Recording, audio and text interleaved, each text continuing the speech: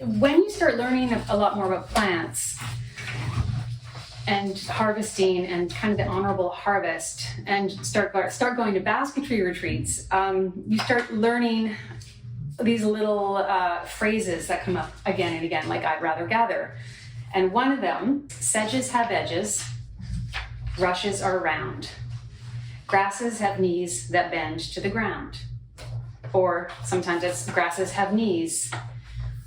Which one have you found? Because you're trying to figure out what is this green plant with the long thin leaves. And every time I say that rhyme, people kind of stop in their tracks. They are like, say that again? And they listen and they want me to repeat it and they're trying to remember it. And it's like, it's really struck me that people really pay attention to something like that. And I've wondered why. And I think partly it's the nursery rhyme quality of that sort of taking you back to childhood kind of thing. But it's also, I think people want to know plants. They want to know more. We've gotten away from plants in general. I don't know if you've ever heard the phrase plant blindness. It's a phrase, and if you look it up, the definition is the inability to see or notice the plants in one's own environment. It's all a bit of a blur of green. And I think we inherently want to learn, and I think it's more like a relearning about plants, because we know inherently that we used to know more. We used to be intimate with plants. Historically, plant technology was a vital step in our evolution. I'm just going to read you part of my artist statement right now. And it's written in third person. I'm sorry, it's just the way these things go. So I'm going to talk about myself in third person. York has long been struck by the vulnerability implied within the act of stripping tree bark. Having high respect for plant life raises the action into the realm of relatable symbolism, peeling back a protective layer, exposing what's inside, and then stitching it all back up. For York, harvesting and preparing the plant material is a sense memory, a ritualistic throwback to earlier times. The relationship forged in those long hours of processing raw material is the first step in the creative journey for her. The material is the muse. Here's a branch that I have peeled some bark off of. This is now dry, but when I peeled it, it would have been in the spring, so it would have been kind of almost juicy because the sap is flowing. And once you peel the bark off, so what I do is I take a knife and make a long cut, a cut around here so that it will come off, and then I peel it this way and it comes off. And then at that point, what you want to do is wrap it and dry it back in on itself, so kind of inside out. So this is the portion of the bark that was against the tree. And the reason you do that is because the material wants to curl back up on itself. That's its job. It's meant to protect the tree, so it wants to go back. And you probably heard the phrase before, like the material has memory. It wants to go back into that particular shape. And that's why you dry it inside out, so you can have a starting point that's a little bit more of a flat material. These pieces come from the very first time that I ever was peeling bark, and this was about 8 years ago in Courtenay. We had a house that had a bunch of big leaf maple trees that someone had cut down. The person who built the house had cut them down, and they were starting to grow back up. And as I was peeling the bark for the first time, I was really struck by that vulnerability of you're removing and exposing the outer skin. And for me, I often feel it's an intimate act of vulnerability, a kind of exposure on behalf of the tree, and I can't help but feel a kinship with the tree or the plant. And when I started peeling this bark off, I let it dry and came back, and I saw these little naked sticks. And I was like, oh. And so I just started weaving over top of them and covering them back up. This kernel of an idea stayed with me for all these years. So these are probably 8 years old. And I don't think I can really draw an exact straight line to every single piece in this show, but this kernel of the idea is never far away from me when I'm working with bark. Because we are, in our own ways, all very vulnerable, covering up our vulnerabilities, and some of us just stitch it up back together better than others. To me, stitching it all back up and covering it all back up is connected to the other thoughts that were informing this show. And that was the, if you've never heard of the phrase visible mending, it's an ornamental approach to repairing your clothing. So rather than trying to mask the area where an item was damaged, maybe by moths or by just a tear or something like that, and I'm talking about your clothing now. So rather than trying to mask the area where the item was damaged, the goal is to highlight these imperfections in a creative, eye-catching way. I had quite a few pieces of bark that were partly torn, but otherwise in good shape, and I had avoided using them for years because they weren't perfect. But after exploring the concepts of visible mending a bit deeper, and part of this was through a workshop with the Earth Hand Gleaners Society in Vancouver. If you're not familiar with them, run, don't walk, to go follow them on the internet. They're great.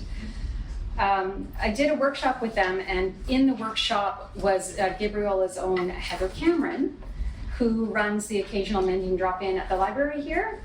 And so I learned a lot about mending your clothing and the metaphors involved in mending your clothing, and also just the practical nature of it, of mending your own clothing, and having that mending be visible instead of trying to pretend it never happened, basically.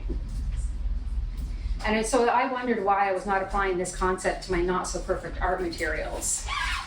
So I had avoided using these imperfect materials, but by highlighting and stitching over the torn bits, it made it a much more interesting piece overall. And I was also reminded of the honorable harvest, never waste what you have taken. So this is little guy. This was the first piece that I made of all of these little wall hangings. And you can see on the side here, there was a tear in the bark. And I thought, well, I was not going to use it. And then I was reminded of these things. And I thought, well, I'm just going to weave a visible mending over top of it.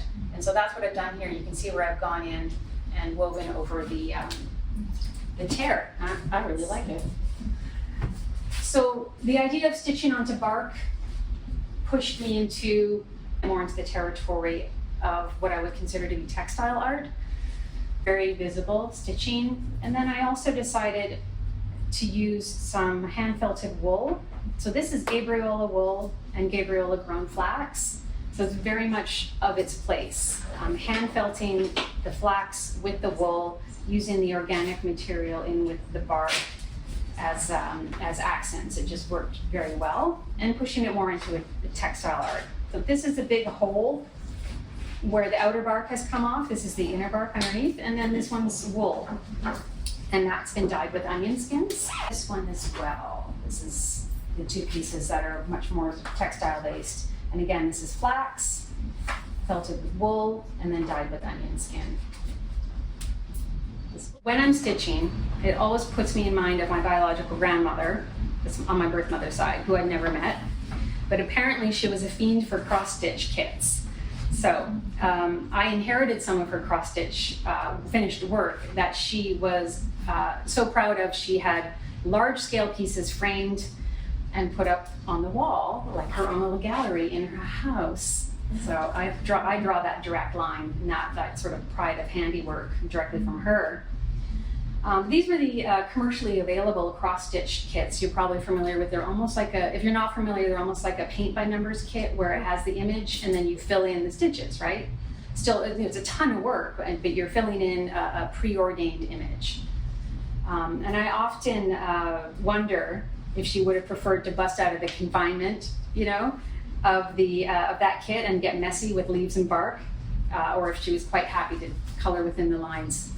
A point of interest is she married a man whose last name was Root, so her last name is Root, and that's where the Rootlet show name comes from. And I'm happy to take questions. Would you mind speaking about those a bit more? They're less nasty and other. Well, which ones are you pointing at? Do you mean I'm kind of taken with all of them. I read about that one that had the copper stitching. Okay, yeah. But even the one in the corner there, the one that's been dyed, they're beautiful. Oh, I've never these seen ones. them. I like them. Yeah. Oh, thanks. Yeah, these are. Well, this piece here and this piece here have roots stitched directly onto the paper. So these are roots from a rose bush. this is the natural color of the roots. They're kind of reddish color, kind of this beautiful kind of red color. And then in the center, that's the natural color as well. These ones are actually painted. The blue are painted. They're not dyed. Yeah. So that's chalk paint. I don't know if you don't use chalk paint, it's amazing stuff. It'll cover anything, and that's what it's designed to do. This is these are earth pigments. So basically taken some yellow ochre rocks and ground them up and handmade watercolor paint. So that's what this color is on the sides. And then you see sort of the sediment in the rock, and then the roots are stitched on top. Yeah. And then this piece here is again I was drawing the rose roots, and I'm using charcoal from Wendy, who grows willow here, and Catherine sells her willow charcoal, which is a traditional art material, is willow charcoal, like really high quality British charcoal is often like made from willow sticks. And so I told her this idea about how you can make charcoal from willow, and next day she had like a batch made. She was so excited about it. There you go. And then Catherine sells the willow charcoal, so I made that with her with Wendy's willow charcoal. Yeah. And then this one is it's a scientific atlas called the Root Atlas, and it's in German because all the research was done in Germany, where scientists dug down all into the earth and meticulously followed how deep the roots go in all these different plants, and they've drawn them all out to scale. And there's these amazing drawing after drawing after drawing, and it was very inspiring to me. And so I did one there that was the dandelion, because we all know how deep the dandelion roots go. Any other questions? Can you tell a little bit about the top of that larger piece? Is that root? This one? Yeah. Yeah, this is cedar root. You'll see I've used this rim, this style of rim on a few different pieces. Here and here. So, and that one. That's probably my favorite piece there. So here, that one I've actually scorched the cedar root. So it gives that color. This is the natural color of the cedar root. So you can see from the top, it's a cedar root that I have split in half, and either side goes on either side of the basket. Is that making sense? Yeah. And then it's stitched. So when I'm working with this, it's probably like 10 feet long, and so there's a lot of swearing as I'm stitching. A friend of mine asked if I'm in this like flow state when I'm making. I'm like, no. Really a lot of F-bombs. But how do you harvest the root? So I have harvested cedar root from after a storm, when trees have fallen down. Yeah, because so regardless of the time of year, just when you can find it. Exactly. Yeah. The trees fell across the path. The big machines come in and push everything to the side, so the path gets opened up again. So there's just a giant, gorgeous mound of mud full of roots. So I went to town and harvested some cedar roots there. You've also reached out to municipalities as well. I did. Yeah. I asked permission, basically. Yeah. This one brings out my inner small mammal. Like getting ready for the season to change, and like the little mouse or whatever that lives in me just wants to go in there. Yeah, I love that thing. Yeah, it's so great. Welcoming. Is it like the angle of the hole, or is it that it looks organized but maybe not, and it looks so safe? Oh, I love that. That's beautiful. Yeah, I like I like leaving the inside just, rather than going through and clipping everything and trying to tidy it up. It's just like leave it so that it is like that kind of space inside where you could nestle in there or just look inside and see. It's a nest. Yeah, I don't know, slightly more organized nest for these ones. And this is all. Actually, this is kind of interesting because this is the older bark. So this from the trees that are more like 3 to 4 to 7 years old. And then on the inside, this is bark from the very thin willow, maybe the 1-year-old willow that I harvest and gets peeled. And so this is the kind of stuff that I kept for a long time and never really knew what to do with, because it's very, it's not, you can't really make it pretty and flat like this. So I just kind of kept a bag of it for a long time until I finally just made a nest one day, and then I started stacking nests, and that's how these kind of came about. So that's why they're called just nest inside. Can you tell us about that one? Is that like more recent, or The is that an older piece, or did you plan to do that when you started? Are you pointing at the stag head? Yeah, Oh, okay. Yeah, no, that was made in January. Overgrown apple trees that needed cutting back. And when, I don't know if you know Betty, but Betty came, or Betty's awesome. And she trimmed our apple tree. The antlers are apple branches. And those were just on the ground when she left. And I was like, well, I guess I'm going to weave a deer now.